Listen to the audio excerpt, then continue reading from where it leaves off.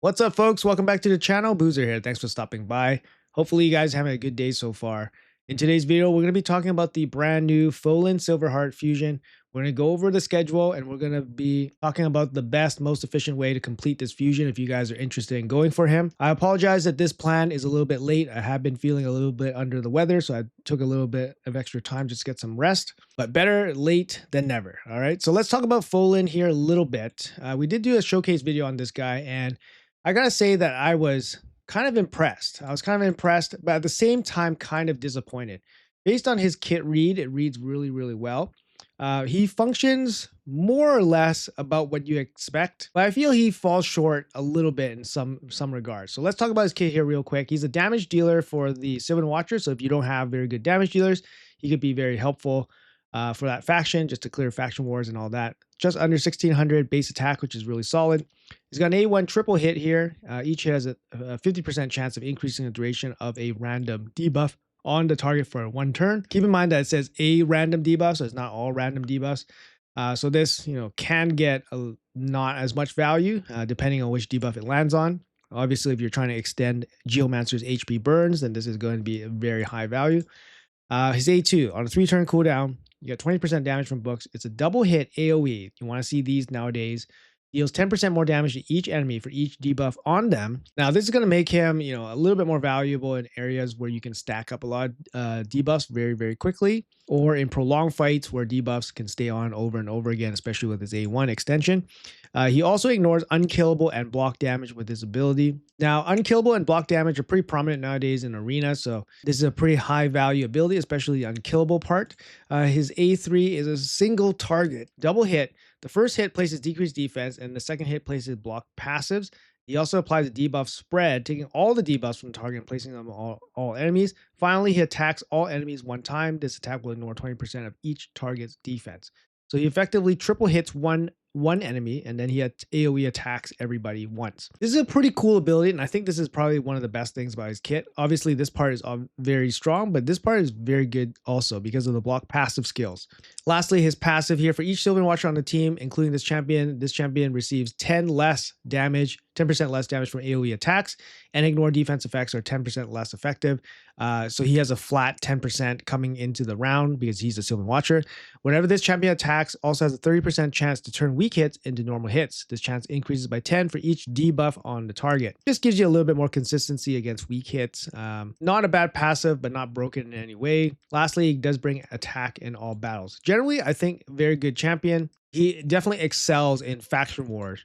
All the AoE stuff, the damage output, the decreased defense is very nice. Block passives, very nice against those faction wars waves. In Arena, he doesn't necessarily hit hard enough with his AoE. His AoE is about Sun Wukong level, obviously, he can scale up beyond Sun Wukong's AoE kind of significantly with this 10% because you can go all the way up to 100%. So this ability, much stronger than Sun Wukong's AoE strip block buff ability, but that doesn't put him into stratosphere damage dealer territory, right? But the big thing about him is that he does have this block passive skill. This block passive skill is very, very strong. It can shut down some of the strongest champions in the game, and it's not a very common debuff. So we're all caught up with his kit. Let's talk about the schedule now. Now, Folan here is a fragment collector champion. So looking at the total amount of fragments available, we're not going to look at the leaderboard stuff because there's 20 points there, but we can't guarantee getting them.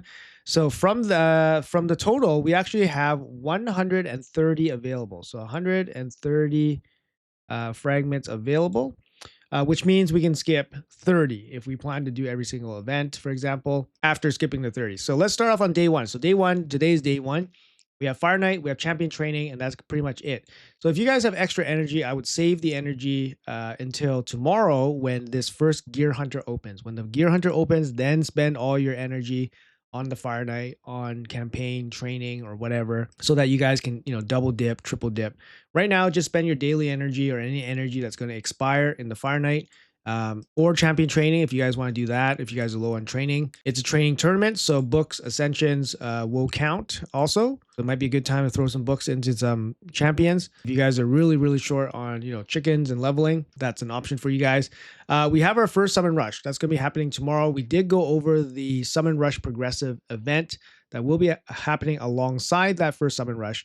The big head, like the big key champions from that Summon Rush, you got Newt there. We got Pegasus, Pegasus, one of the new champions from the Argonite faction. Pelagus. He's a turn meter booster kind of control champion. I don't particularly find him super useful, but he's probably going to be pretty good for the Argonite faction. So he's going to be up possible for a 15x boost. And then we have Rhea the Morn, which is the event dungeon champion. She's really, really good, but she's a void champion. She has her progressive boost starting tomorrow with this first Summon Rush. Now, you guys might notice there's actually 3 summon events.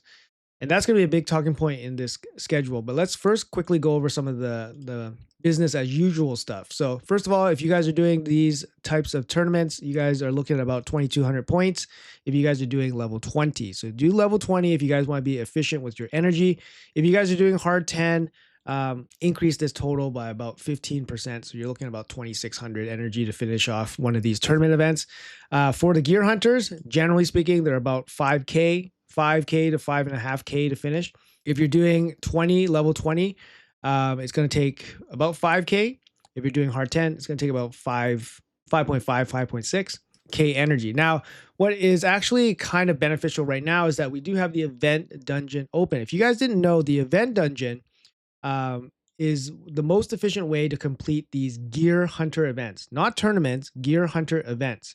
So the event dungeon on stage 3 actually gives you a close, I believe, a 1-to-1 conversion between energy and points for the gear hunter points.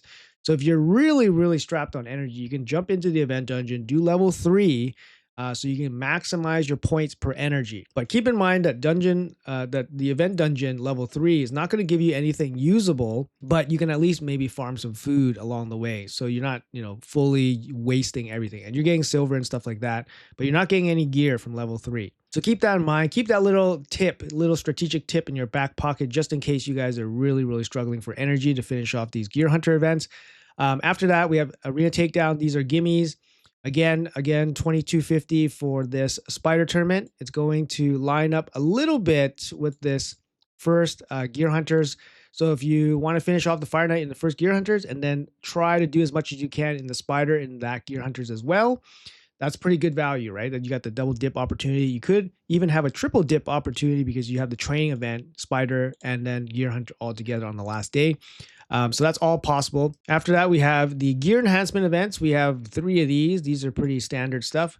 Budget about 20 million for them. If you run really, really efficient, maybe 15. If you run inefficient, maybe 25. But on average, about 20 million or so. Quantity over quality. So what you want to do is just level as many items as you saved up to level 4. That's the most cost efficient. It just takes forever. Leveling them to 12 is also quite efficient. So keep that in mind. We do have 3 gear hunter events, guys. 3 of these gear hunter events. So that's a lot of energy. That's a lot of energy, right? 5,500 energy each if you're doing hard 10.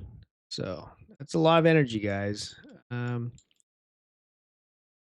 In the past, we've been, kind of been lucky that we only had to spend 2 Gear Hunters event. I believe the last one, and then the third one ended up being like a Hero's Path or something. It wasn't part of the fusion, so that was a nice gimme. Moving on to the second week, we do have Ice Golem paired up with a training event. There are some solo Ice Golem teams, normal difficulty. Again, due to stage 20, if you guys want to be more efficient in terms of energy. And then after that, we have the Dragon Tournament. Again, being efficient with your energy, you can do stage 20. And that's going to be paired up with the Dragon Tournament and then the Training Tournament. So you can do some training there. And then it's going to all line up with the Gear Hunters event. So personally speaking, just looking at this from a glance, all the business as usual events, it looks pretty good. There's a lot of double dipping, a lot of triple dipping activities. So the schedule actually is, relatively favorable. Negative, there's 3 gear hunters, pretty expensive on the energy. You can kind of see here, minimum, 5,500 each or 5,000 each. So that's 15,000 over 2 weeks. It's not so daunting if you're active every day. If you're not active every day, then yes, it's pretty daunting. Just make sure you guys are running, other tournaments or other events at the same time so you guys can get some additional value towards your gear hunter events. Then the excess energy is not so significant. Now, what we really want to talk about here is the 3 summon events. So first up, we have a summon rush event that's going to be happening tomorrow. And that's going to be worth 20 fragments. This one's a little bit interesting. So the first one is worth 20. There's a Summon Rush 2. This one is worth 15. And then the Champion Chase is worth 15 with the winner take all, or not winner take all, but there's a 10 fragment bonus for the winner. Now for this Champion Chase on this weekend, it should be 2x Ancients. It should be 2x Ancients. And Ancients is really nice to go with Champion Chase because each Ancient is worth 53 points on average. And usually these fragment kind of events end up about 3,000 points, maybe 3,500 points. So if you're pulling about 60 Ancient Shards, 70 Ancient Shards, you're pretty good. Also, you could have things like Remnant Summons. We're going to have a couple Remnant Summons. Also, Grim Forest is probably ending, and then we'll have the opportunity to maybe jump into the new rotation of Grim Forest, so we'll get more Remnants. So that's also a possibility. If you haven't pulled Skeletor yet, I haven't pulled Skeletor yet. So for me, this Champion Chase in mid-June is probably where I'm going to be pulling Skeletor. So generally speaking, this Champion Chase should be a little bit on the easier side to complete. Now, what we don't know is this second Summon Rush. It potentially could be something really, really juicy. It's kind of midweek. So we should expect, another progressive event next week. It's during Siege and all that, but we don't have that information right now. What we do know is the first Summon Rush. So this first Summon Rush, we have the information on the progressive event, and honestly, it doesn't look too enticing to me. We don't know the full cost of this Summon Rush yet. For 20 fragments, I would probably expect somewhere around 10 Sacred Shards worth of shards. So, that's something to think about. And then for this 15 here, I would expect probably somewhere around 6. So let's give those hypothetical values. Let's say you skip this Summon Rush, right, for 20. And then you spend 6 Sacred Shards on this Summon Rush. That means you would have saved 4 Sacred Shards, but then now you have to do a Champion's Chase. So is that 4 Sacred Shards worth, 60 Ancient Shards with the boosted rate? Or is it worth like maybe 40 Ancient Shards with the boosted rate with like Skeletor plus a couple epics from the Remnants? So you kind of have to mix and match depending on what kind of resources you have. So if you have a lot of Ancient Shards, then maybe it's worthwhile to consider the Champion Chase at the end of the fusion. If you have a lot of Sacred Shards, like the yellow shards, then maybe it's worthwhile to look at the Summon Rushes. They might have a little bit more value. Personally speaking, I actually have a lot of Sacred Shards. I have 71 on this account. And I don't have that many Ancient. So I'm somewhat tempted to just get the fragments in the first Summon Rush and then just call it a day. If you get all 20 in the first Summon Rush, here's the big thing. If you get all 20, you can actually skip both of these Summon Rushes, both of these summoning events afterwards. So if you get the full 20, here, you can actually skip this and then skip this. Now, we don't have any news on what kind of event this Summon Rush is, the second Summon Rush, or what kind of events are going to be happening during the Champion Chase. Perhaps they're just really, really juicy events that you'll be participating in anyways. I don't know. In which case, you'll just be spending extra resources, extra shards that you didn't have to otherwise. Now, it's unlikely that this Champion Chase will be a winner take all for anything significant. Like, it's not going to be like winner take all for Ray of the Morn or anything like that. It's just too early for that kind of event. So I definitely don't think it's going to be something like that. Perhaps it could be like a winner take all, maybe for a soul or something. I could see that happening, but really not sure. And with Summon Rush 2, it wouldn't be a terrible time for Plarium to drop a 1+1 event. They haven't done a 1+1 event in a little bit of time. And I wouldn't be too surprised if they did that during the Summon Rush 2, just to incentivize people to pull more shards. So that's something to keep in mind as well. Also, what's likely to happen is that Plarium is probably going to drop the event dungeon tournament somewhere here. I would imagine it's going to be somewhere here. So make sure you guys have an event dungeon team ready if you guys are interested in scooping up some rewards from those kind of events. Like I said, do stage 20 is just the most efficient in terms of energy. If the gear really helps you, then of course you want to try to do as high as possible. I think personally speaking, what I'm probably going to end up doing is probably skipping the first Summon Rush. So I'm going to skip this, and then I will participate in the Summon Rush 2 and then the Champion Chase.